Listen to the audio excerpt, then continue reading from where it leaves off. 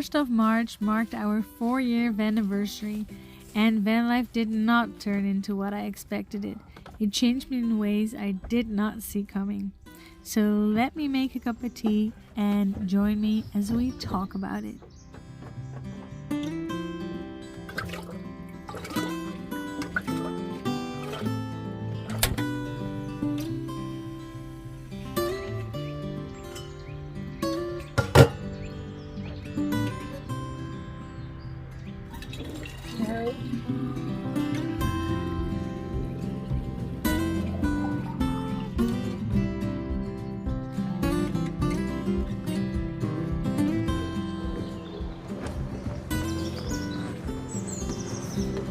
Hey everyone!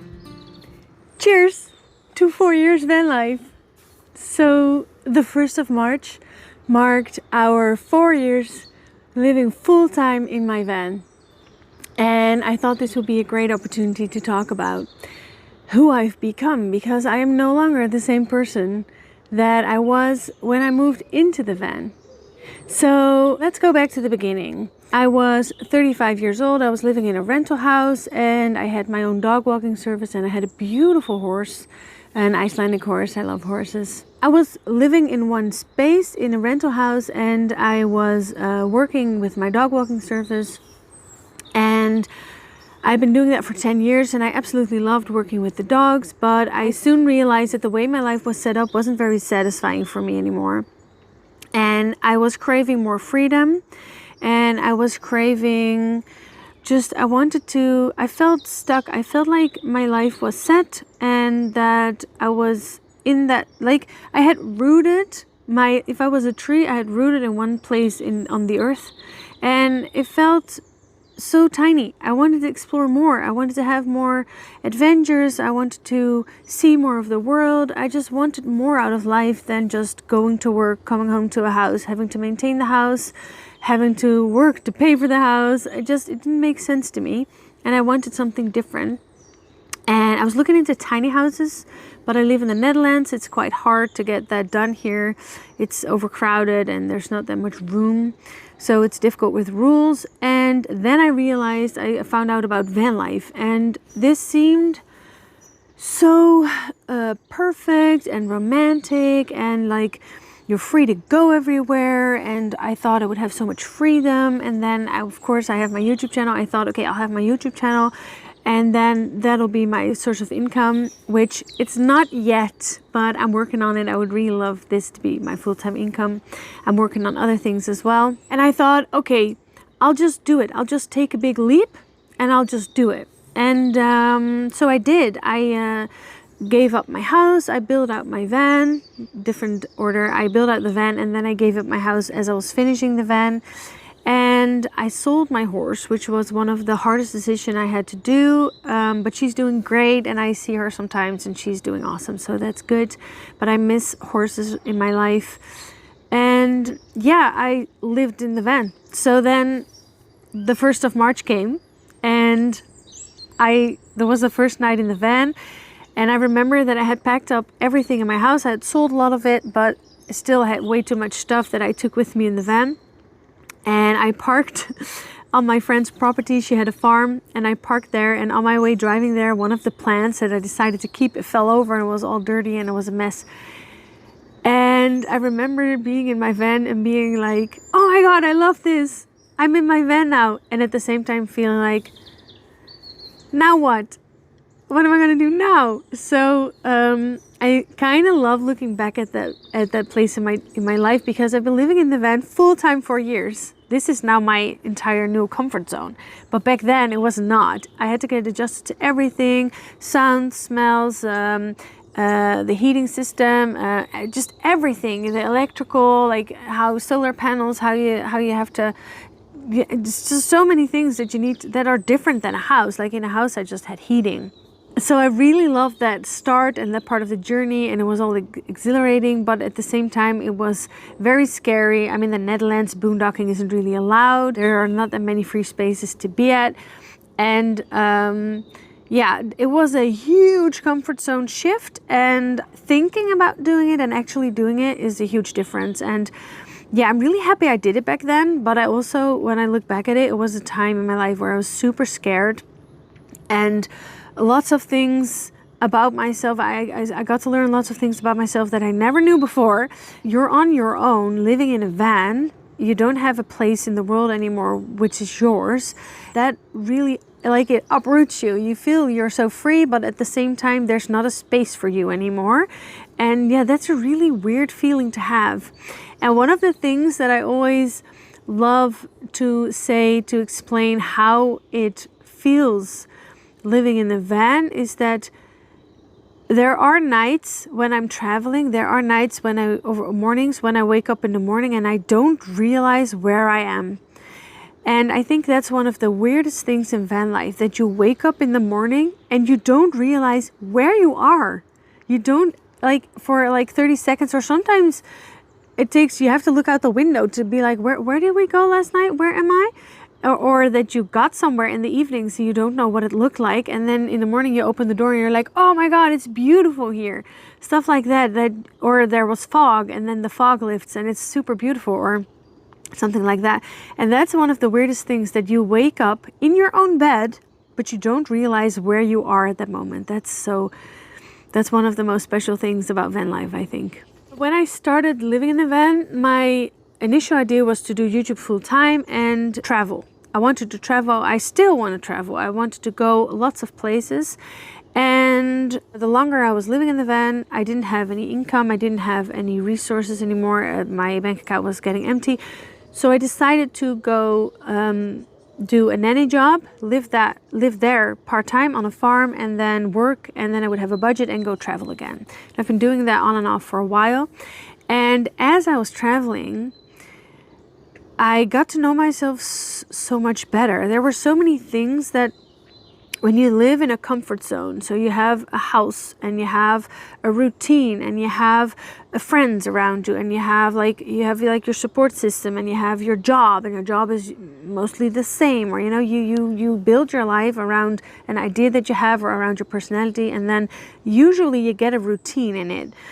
And then there's not that many instances or cases where you get to explore more about yourself, because it doesn't really trigger anything. And when I started traveling, I got so overwhelmed, and it turned out I had road anxiety, which I didn't really realize. I did know I was kind of anxious going different places, but if you really have road anxiety and you just go somewhere, like I traveled all the way to Portugal, then you're on your own in a big ass van with 3 little dogs, and you are just you're traveling all the time. So every day there's never a comfort part. Only the only comfort zone is like around the van or in the van, but everything is different. So the food is different, the language is different, and it changes everywhere I went. Everywhere in Europe the languages change. I don't know where you're watching from, but I think you are aware that all of the countries have a different language. I speak a little bit of French, I speak a little bit of German, I speak English, and then Dutch and some words Spanish. But I don't really speak the languages. So then everything is different. Groceries are different. How the road signs are different. How roads work are different. Just rules are different. It's just so many things are out of your comfort zone, and I didn't realize that those things would stack up and make it uncomfortable for me. I enjoyed a lot of it. It's not the case that I went traveling and I didn't like it, but it was like 55-45 battle for me, that I was loving it 55% of the time, and 45% of the time I was overwhelmed, researching where I wanted to go, if it was safe. There are so many things that you encounter that are out of your comfort zone that can trigger stuff in you. And for the first 2 years of traveling, I did get to know myself better, and I got to explore these things about myself, and that made me realize that I am neurodivergent, which I never knew before. So that's also a journey I've been on for the last 2 years. I think almost 2 years ago, I got my ADHD diagnosis. And before I got diagnosed, I was on a waiting list. And just all of these things happening, traveling, getting to know myself better, realizing these parts about myself, craving to go to explore and go outside, but at the same time getting overwhelmed and needing to like pull back and needing to not be seen, fear of being perceived, executive dysfunction, like staying in my bed for days because I just could not decide where I wanted to go. And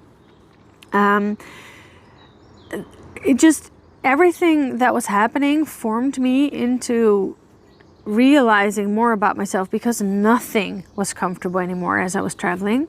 And then when I got my ADHD diagnosis, well, kind of before that, I also started thinking that I might also have autism. So last year, around, I think now 8 months ago, I also went into the diagnosis for autism, and it turned out I am ADHD, which kind of makes sense why I wanted to do Vanlife. Because I wanted to do the exhilarating part and I wanted to like have adventures, but at the same time, as I was doing it, I realized that it's a bit too much and it's overwhelming. So I've been doing the balance between traveling and staying put in a place for the last 4 years. And I've been staying put in this place for a couple of months. And that's a good balance for me, to have staying put in a place so you can unwind and relax and get into a routine, and then uproot and go places again and explore, because I love going to explore.